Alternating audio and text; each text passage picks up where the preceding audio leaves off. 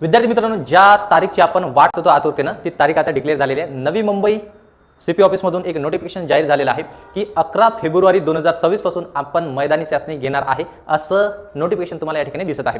तारीख आहे 11 फेब्रुवारी 2026 ते 2 मार्च 2026 पर्यंत, म्हणजे जवळपास 1 महिना तुमचं मैदानी चाचणी चालणार आहे। पण विद्यार्थी मित्रांनो, तुम्हाला लक्षात ठेवायचं की कोणत्या पोस्टसाठी पोस्ट बघायचं, ड्रायव्हर पोलीस कॉन्स्टेबल साठी ही मैदानी चाचणी चालणार आहे। त्याच्यामध्ये रविवारला सुट्टी घेतल्या जाणार आहे आणि दुसरा जर दिवस जर बघितलं, छत्रपती शिवाजी महाराजांची जयंती हे 29 फेब्रुवारीला आहे। तुम्हाला सर्वांना माहित आहे त्या दिवशी पण सुट्टी राहणार आहे, त्या दिवशी ग्राउंड होणार नाही।